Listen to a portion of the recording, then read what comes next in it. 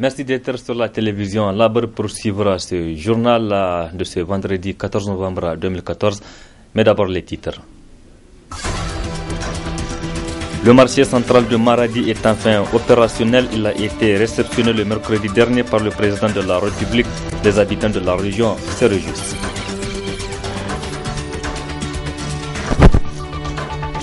Réception d'un don de matériel de travail ce soir, un geste du gouvernement américain à la police nationale dans le cadre de la lutte contre le terrorisme.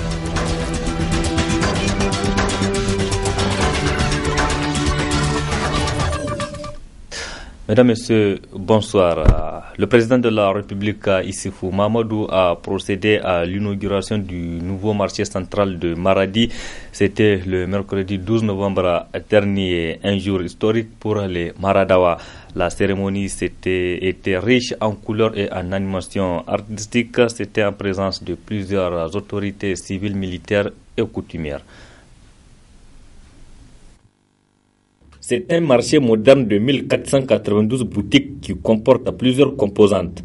Hall de vente, boucherie, bloc administratif, mosquée, bloc sanitaire, casier à déchets. Bref, rien n'a été oublié dans la construction de ce joyau. Construire une infrastructure de qualité est une chose. La gérer, l'entretenir et l'exploiter dans des conditions optimales est tout autre. C'est pourquoi il me plaît d'attirer l'attention des autorités responsables du marché pour sa gestion efficace et efficiente. Pour ce faire, la structure de gestion qui sera mise en place devra veiller d'une part à une exploitation du marché par les usagers en bon père de famille et d'autre part à l'entretien courant périodique des ouvrages seul gage de leur pérennité. Le président du conseil de ville de Maradi, Ayoub Moussa, le représentant des opérateurs économiques El Haji Laoli Oumarou Gago et le gouverneur de la région Abdou Maman, dans leur intervention, ont tous remercié le président de la République pour ce cadeau offert à la région par les autorités de la 7e République. Le gouverneur a saisi aussi l'occasion pour revenir sur les différentes réalisations faites dans sa région estimée à plus de 27 milliards de francs CFA. La construction de 1393 salles de classe et leur équipement en table-banc et autres fournitures scolaires. La réalisation de 1523 équivalents points d'eau et la réhabilitation de 254 ports. La construction de 9273 latrines familiales et 382 latrines publiques. Le recrutement de 45 médecins sans concours et 182 agents de santé. La transformation de 11 cases de santé en centres de santé intégrés. La construction de 5 CSI. La construction de 9 maternités. La construction de pavillons d'hospitalisation au CHR de Maradi. L'équipement du centre mère-enfant ainsi que la dotation des formations sanitaires en 10 ambulances et 20 motos DD 125.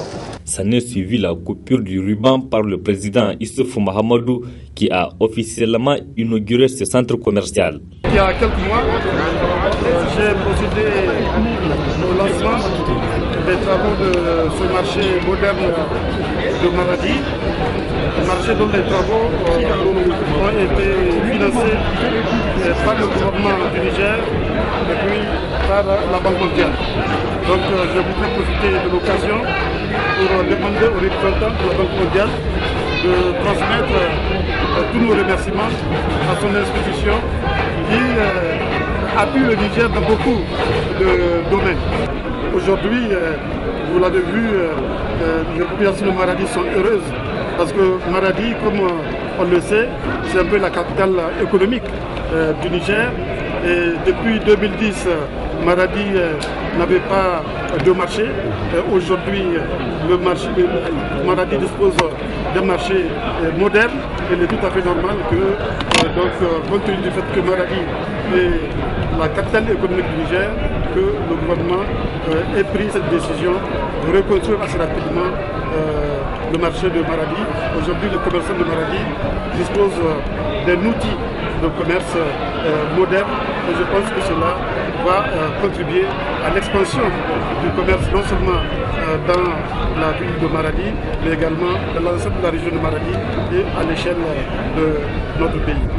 Cela présage de ce qui va continuer à être fait pour la ville de Maradi. Comme vous le savez, nous avons l'intention de faire le projet Maradi-Kolia, puisque Maradi va accueillir les festivités du 18 décembre en 2015. Et Inch'Allah, là également, nous avons décidé de beaucoup investir dans les infrastructures afin de changer la physiologie de Maradi. Ce 12 novembre 2014, la population de Maradi a chaleureusement accueilli le président de la République de l'aéroport au centre-ville. Un accueil à la hauteur de la cérémonie pour dire tout simplement merci au président de la République.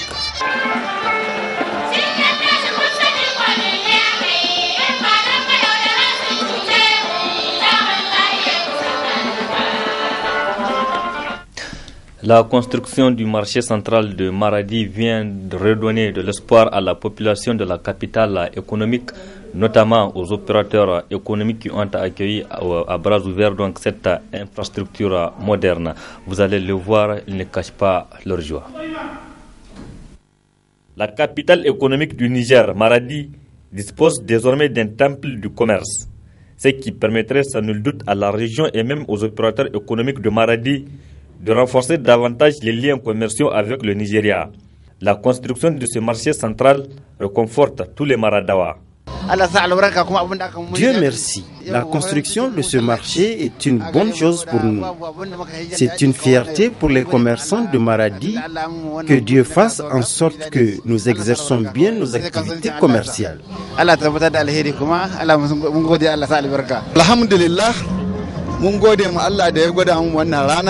Nous remercions Dieu de nous montrer ce jour historique.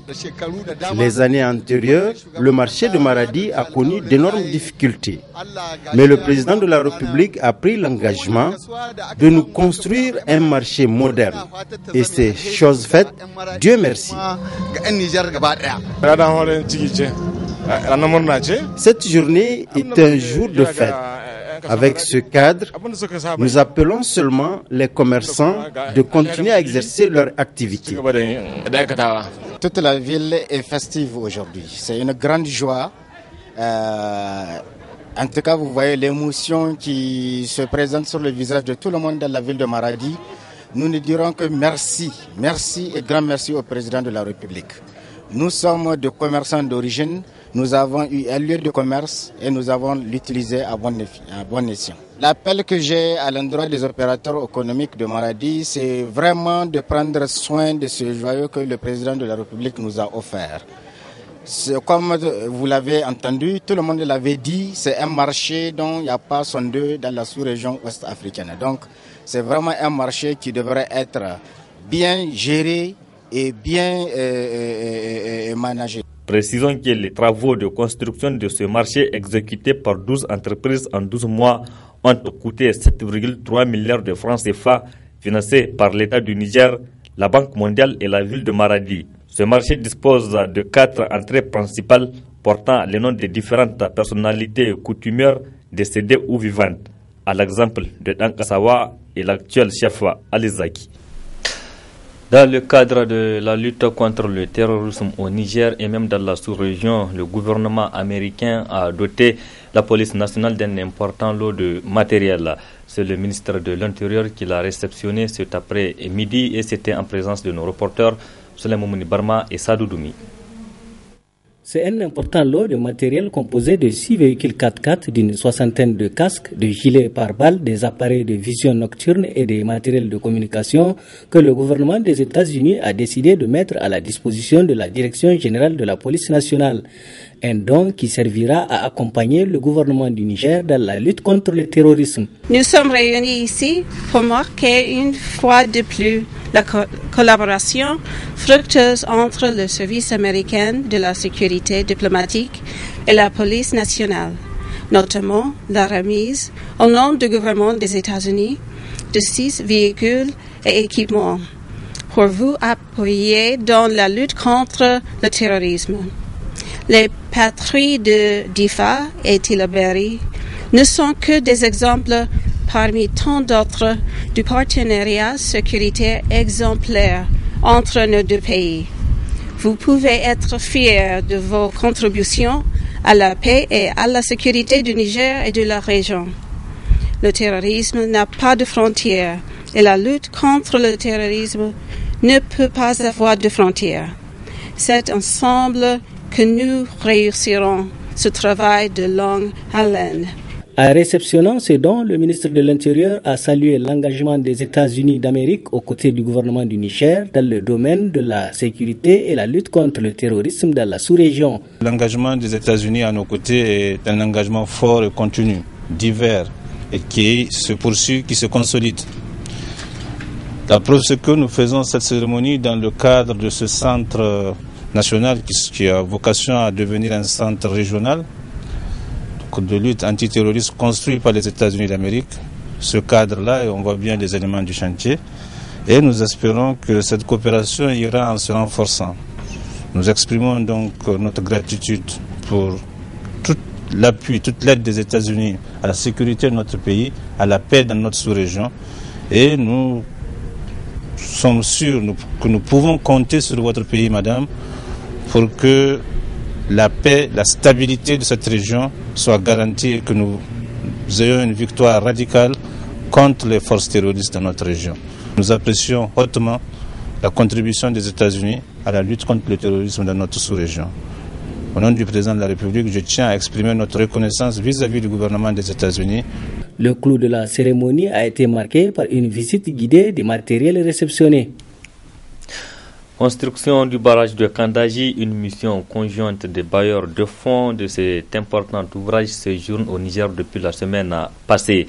Après plusieurs jours d'échanges fructueux avec le ministre d'État Amadou Boubacar Sissé, la réunion a pris fin jeudi soir. Le compte rendu avec Michel Djedji et Chebou Guissou.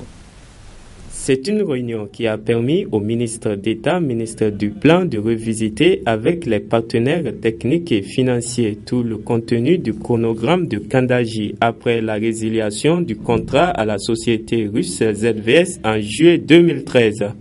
C'est ainsi que le plan financier de ce programme a été bouclé à la satisfaction du ministre d'État Amadou Boubacar Sissé.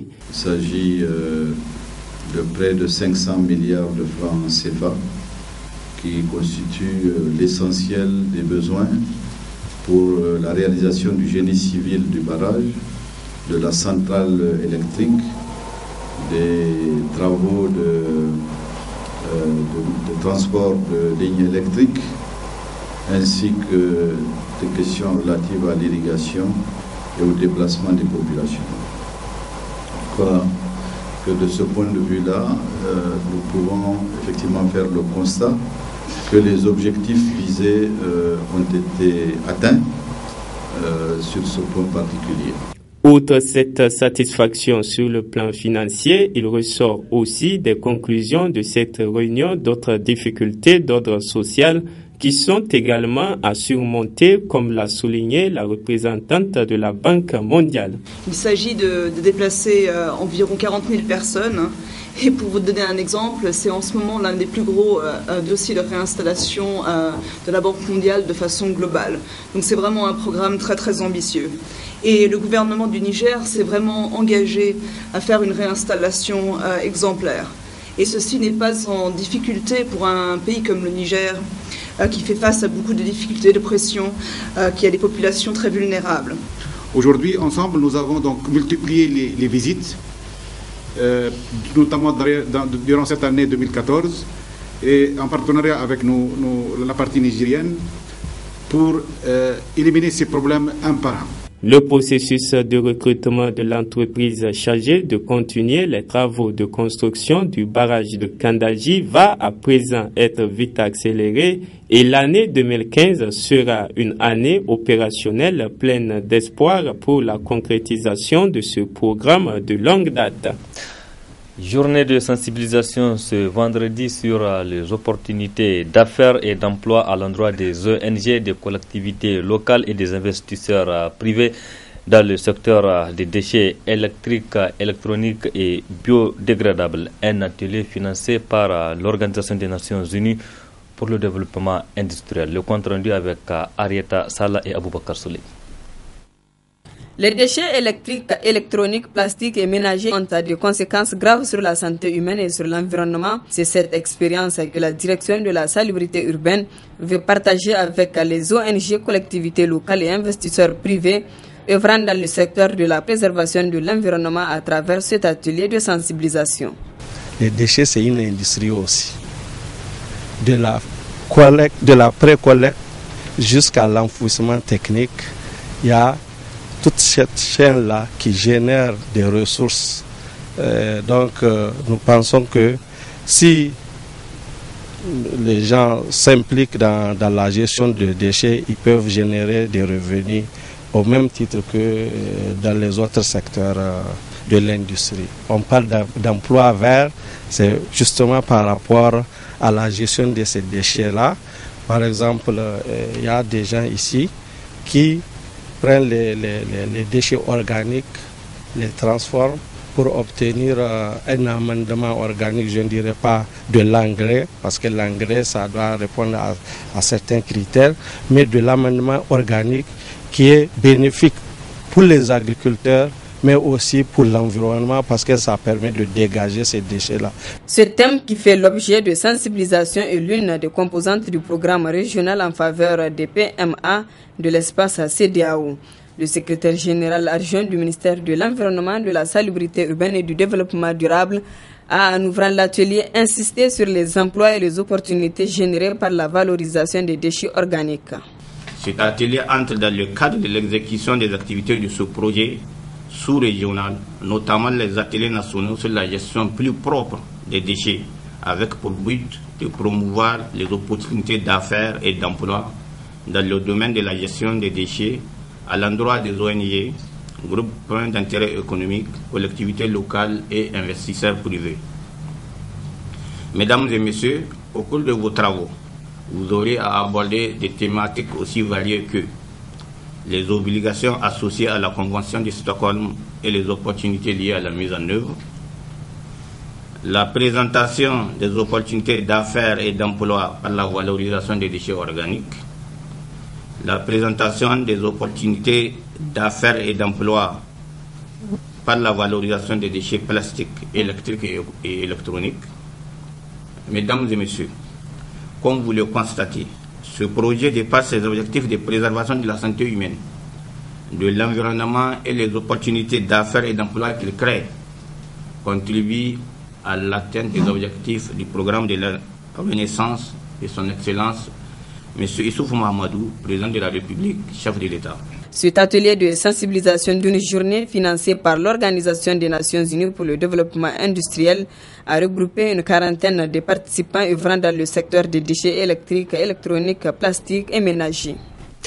Un public reportage dans ce journal, c'est pour évoquer le lancement ce matin du fast-food dans le Lilas, dans le locaux de la boulangerie du même nom au quartier Terminus, non loin de la Nigelec. Allons donc à la découverte de ce fast-food et c'est avec Adam Soumana et Sadou Doumi.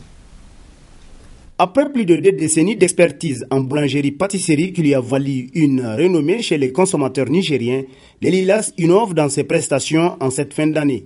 En effet, les Lilas deviennent désormais une rôtisserie fast-food avec toute une gamme de produits aussi riches que variés. On a plusieurs types de menus faits à base du poulet pané, qui est notre spécialité ici. Donc on a des shawarma faits à base de poulet pané, un menu poulet pané où vous avez du poulet servi avec des frites et un accompagnement. On a également des hamburgers qu'on peut faire avec du poulet pané également. Et plein d'autres spécialités issues accompagnées avec du poulet pané. On a essayé de rénover, d'apporter quelque chose de nouveau à Niamey. Donc on a le poulet pané et avec ce poulet là on a essayé de maintenir ce qui a déjà été fait dans le passé. Donc on a la pâtisserie qui est là, on a la glacerie également. Habitués de la boulangerie pour la qualité de son pain, les clients des Lilas sont venus nombreux déguster les nouveaux produits du fast-food, dont entre autres le poulet pané qui constitue une nouveauté au Niger. Je suis venu ici parce que l'endroit est propre et Il y a des gens qui respectent les gens, ils font un accueil chaleureux. Les nourritures sont bonnes, ils ont des meilleures nourritures. Je viens ici à chaque fois et puis je suis un habitué d'ici. Comme ça. La qualité du service, elle n'est pas vraiment mal et puis je trouve ça vraiment admirable. Quoi. Je pense qu'ils préparent des meilleurs trucs, quoi. Genre les friandises et puis le poulet pané aussi. J'admire ça. J'ai déjà mangé ça et puis vraiment c'est bien. J'ai choisi de venir ici parce que la nourriture est bonne, l'endroit est propre, c'est calme, tout est bon, c'est stable.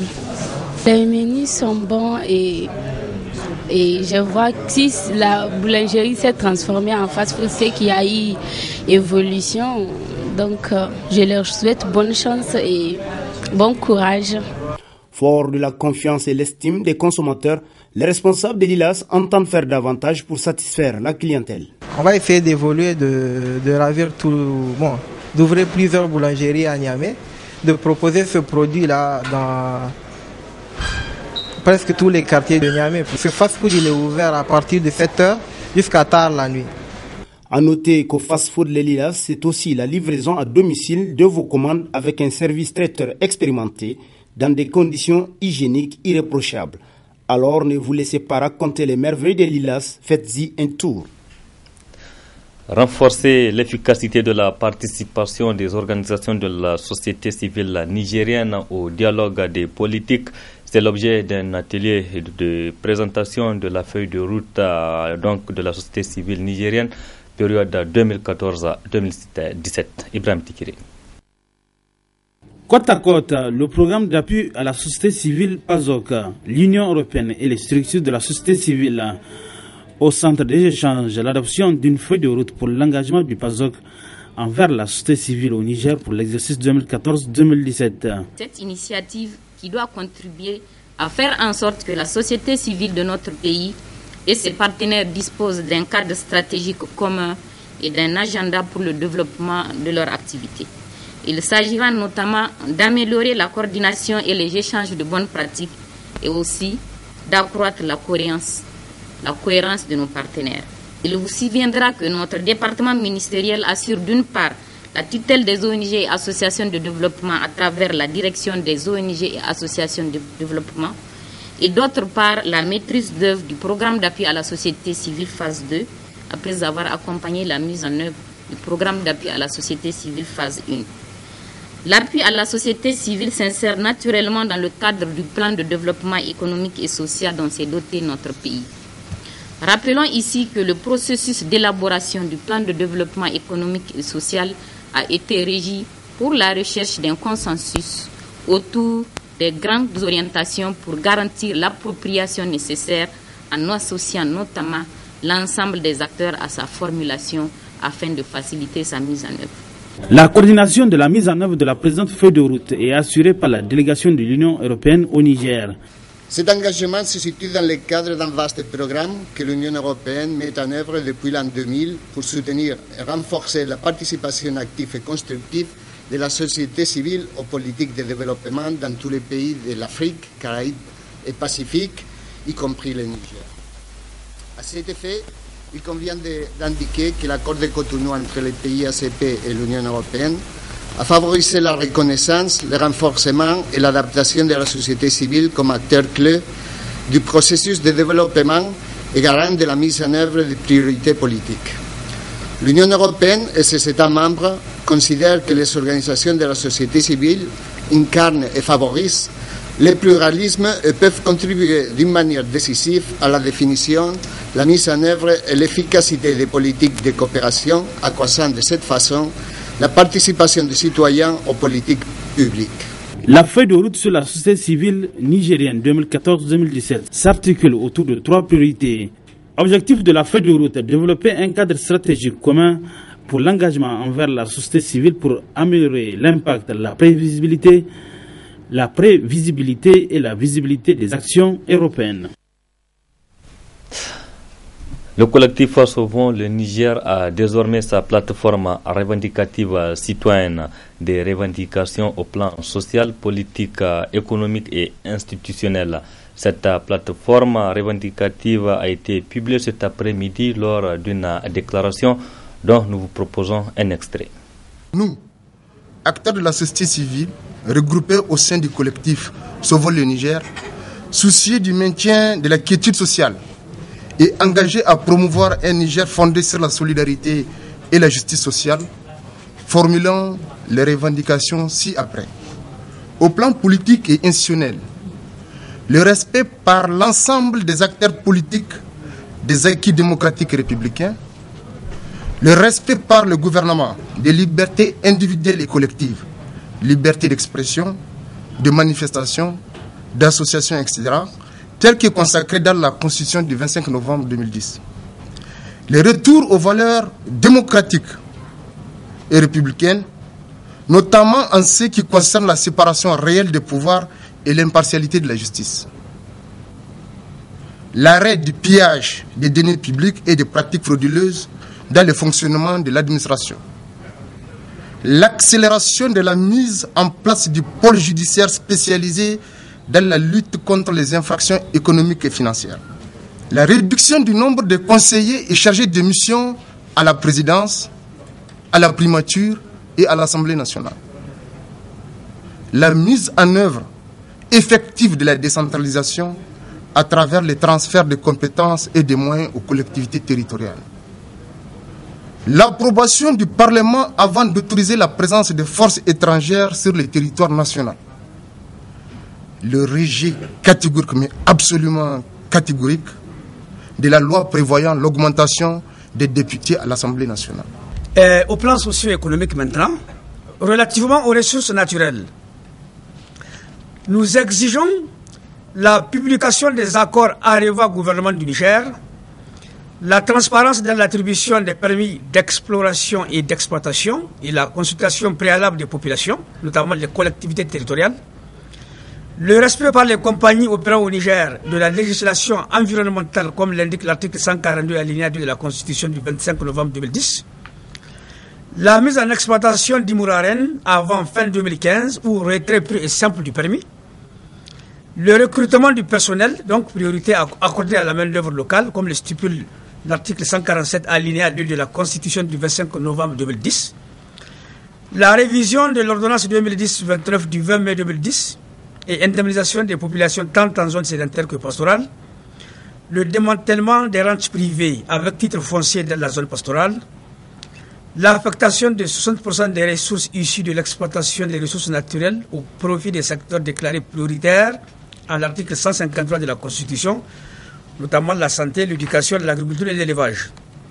En ce qui concerne le logement, nous revendiquons l'adoption du décret d'application de l'ordonnance 96-016 du 18 avril 1996 portant code des bois loyers, la construction annuelle de 20 000 logements sociaux modernes et la subvention des matériaux de construction. En ce qui concerne la sécurité alimentaire, nous demandons à ce qu'il soit alloué au moins 20% du budget de l'État à l'agriculture, mais aussi de constituer un stock de sécurité alimentaire d'au moins 150 000 tonnes en stock physique et 50 000 en numéraire. Restons avec les organisations de la société civile nigérienne et c'est pour parler de la situation sociopolitique et sécuritaire du Niger et celle du Burkina Faso qui était au centre d'une déclaration ce matin des organisations de la société civile active dans le domaine de la défense des droits de l'homme et de la promotion de la démocratie. Le résumé avec Nasser Dantofo et Ibrahim Abdou. Les organisations signataires de la déclaration ont d'abord exprimé leur compassion et condoléances aux forces de défense et de sécurité et aux familles des victimes des dernières attaques terroristes. Se fit ensuite la question d'actualité, la révocation des 204 agents de la police municipale de Niamey. Exprimons notre vive compassion et nos condoléances citoyennes à l'ensemble de nos forces de sécurité, aux familles endeuillées des victimes de ces attaques barbares et à tout notre peuple éploré. Implorons la miséricorde divine pour ceux qui ont perdu la vie et fondons l'espoir d'un prompt rétablissement aux blessés.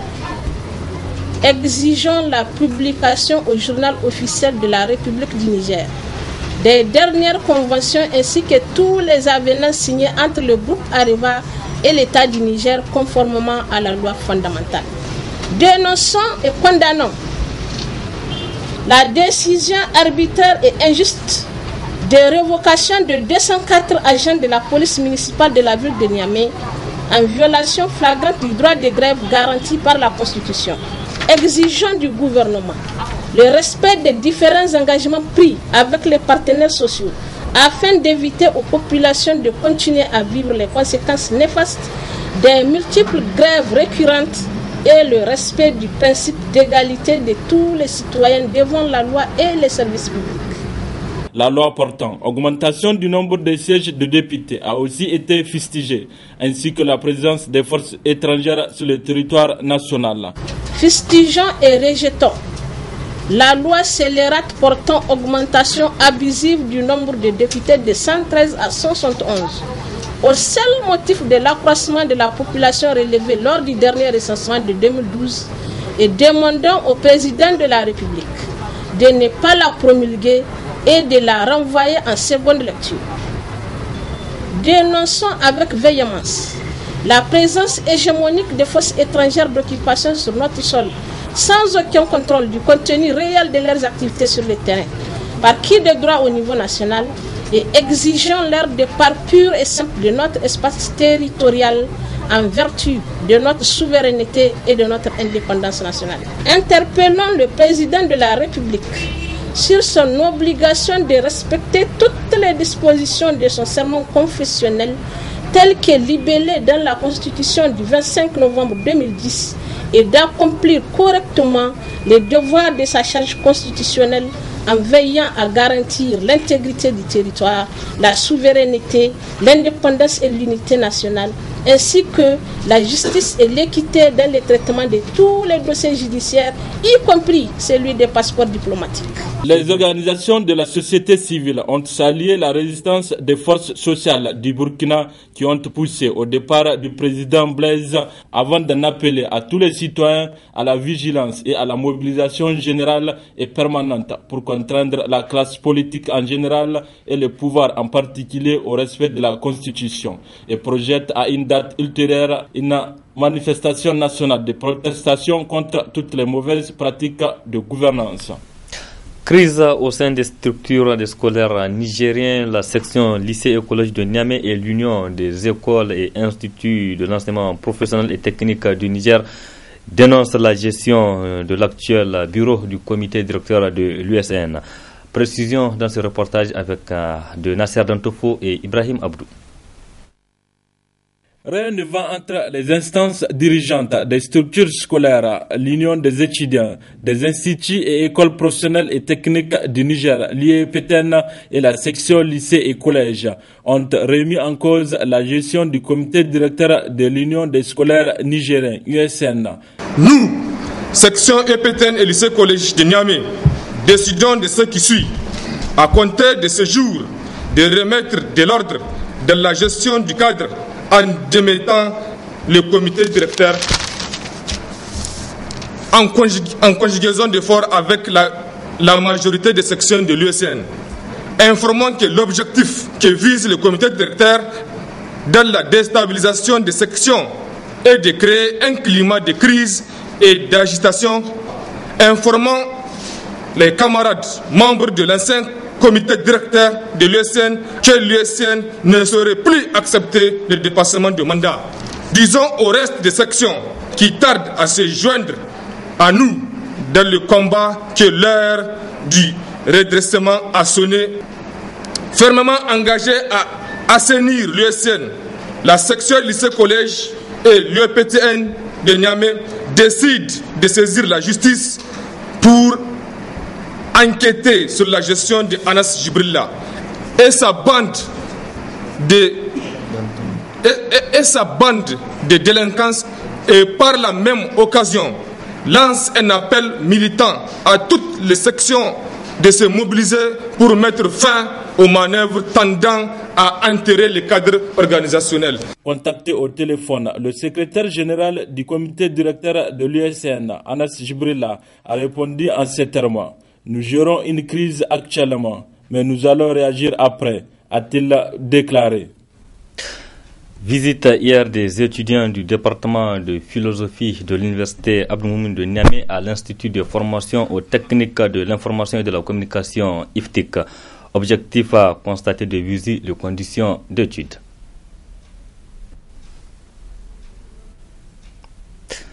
Je le disais, visite des étudiants du département de philosophie de l'université Abdou Moumouni de Niamey à l'Institut de formation aux techniques de l'information et de la communication IFTIC. Objectif à constater de visu les conditions d'études à l'IFTIC.